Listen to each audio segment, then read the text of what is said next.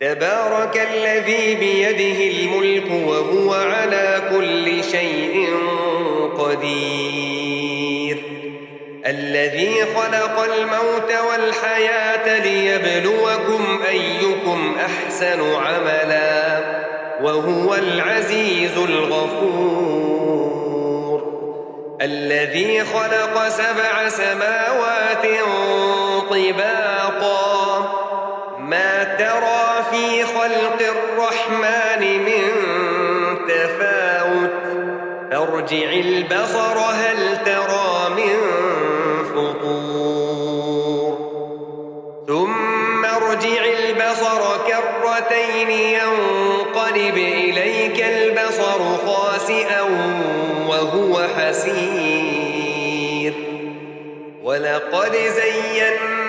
السماء الدنيا بمصابيح وجعلناها رجوما للشياطين وأعتدنا لهم عذاب السعير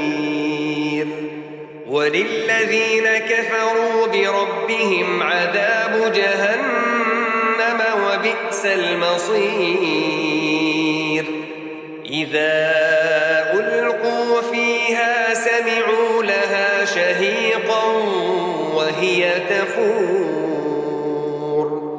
تكاد تميز من الغيظ كلما ألقي فيها فوج سألهم خزنتها ألم يأتكم نذير قالوا بلى قد جاءنا نذير فكذبنا وقلنا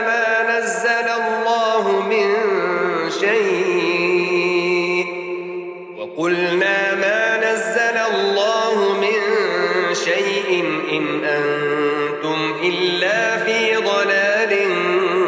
كبير وقالوا لو كنا نسمع أو نعقل ما كنا في أصحاب السعير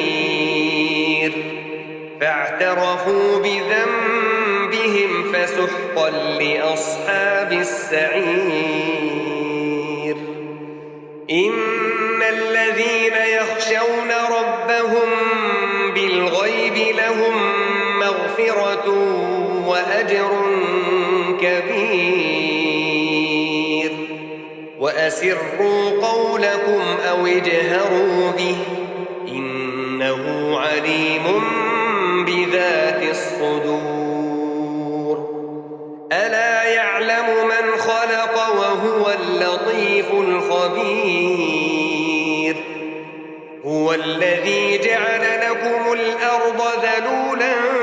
فامشوا في مناكبها وكلوا من رزقه وإليه النشور أأمنتم من في السماء أن يخسف بكم الأرض فإذا هي تمور أم أمنتم من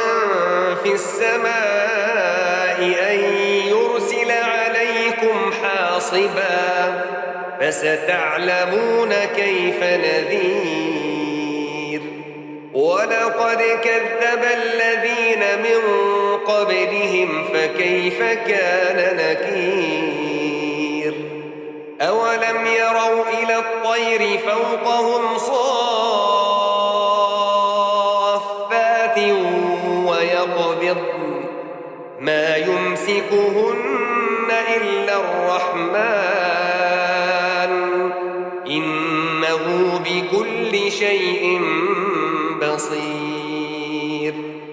أمن هذا الذي هو جند لكم ينصركم من دون الرحمن إن الكافرون إلا في غرور أمن هذا الذي يرزقكم إن أمسك رزقه بل لجوا في عتو ونفور أفمن يمشي مكبا على وجهه أهدى أمن يمشي سويا على صراط مستقيم قل هو الذي أنشأكم وجعل لكم السمع والأبصار والأفئدة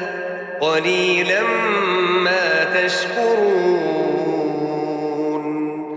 قل هو الذي ذرأكم في الأرض وإليه تحشرون ويقولون متى هذا الوعد إن كنتم صادقين قل إنما العلم عند الله وإنما أنا نذير مبين فلما رأوه زلفة